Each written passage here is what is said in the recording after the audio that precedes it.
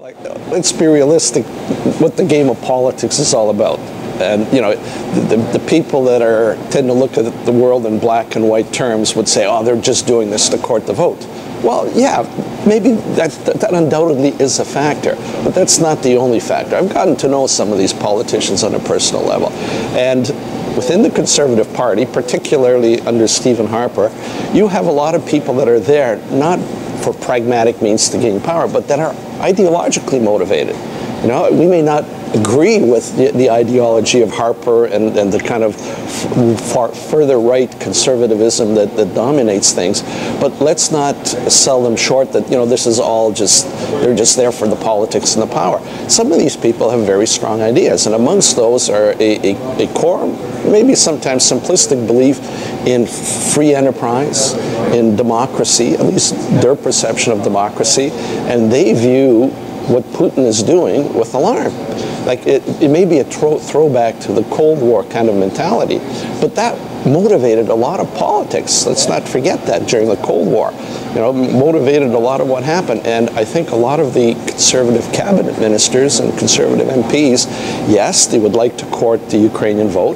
They look upon this as a cause that they can, you know, use to obviously gain some points for their party and its electoral chances. But to a lot of them, it is a matter of ideology. You know, so it's a more complicated thing than just saying, are they just doing this to gain votes, or are they? It's both, you know, and you can argue about which is the stronger influence. That's but fine. people are complicated beings, and politicians are no different.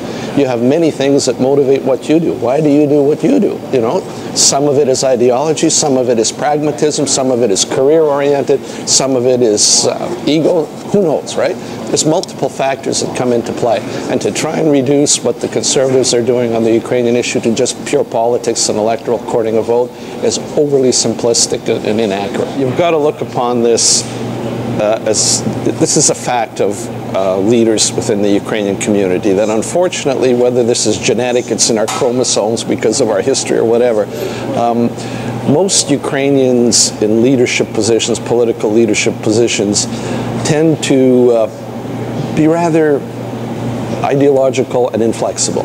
And this is nothing new with our generation. It goes back even the Cossack times, where basically I'm right, you're wrong, and, you know, heads would roll, kind of thing. We have never learned, and this is, I think, one of the reasons maybe why we've had so much trouble creating a free and independent Ukraine, is that we have not evolved politically to the point where we appreciate or value the power of compromise. We tend to take firm positions, you know, and I'm right and you're wrong, and trying to find some middle ground, trying to find some compromise that works for everybody, you know, is almost absent in Ukrainian politics. And this is unfortunately something that others, you know, civilized countries, you know, the US, the UK, a lot of European countries have over the centuries, you know, as democracies evolved, you know, to come to an understanding that in order to have stable societies, have stable and effective and successful countries, you've got to learn the art of compromise. You know, you can have an ideology, but you've got to understand that society covers a very broad spectrum. You want the whole society to function well as a whole and to have strength and stability, you've got to give something to everybody. You know, you have to encompass the best of all of them, come together with some kind of effective compromise that, you know, at least doesn't piss everybody off, but that gives something to everybody that they can support, and then you have a stable society. As Ukrainians, we haven't learned that. You know, we have Melikinci, we have Banderis, we have Catholics, we have, you know, and here within Canada, you've got, you know, Kuzio doing this and Luciuk doing that, and, you know, Romanish, and, you know, they have these blinkered. You know, and I respect all of these people. They are smart people. They are intelligent people. I admire their dedication, their commitment to their cause.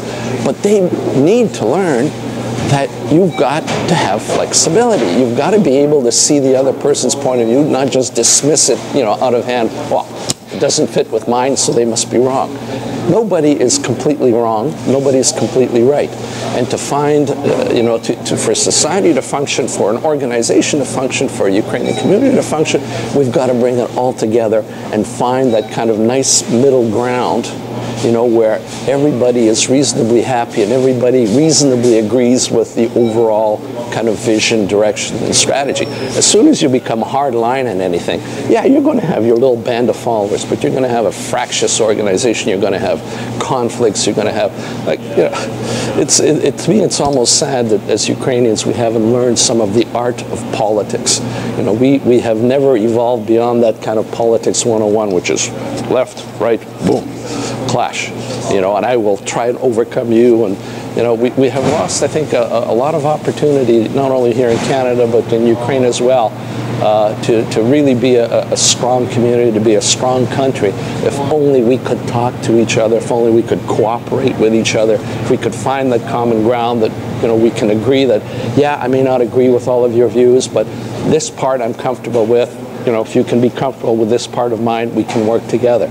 Instead, we have this, you know, constant clashing, and, you know, Kuk has been a good battleground for that, you know, over the decades. I think we've kind of, well, not even today, there's still those internal conflicts and internal ideological battles, but we're probably a little better off than we've ever been.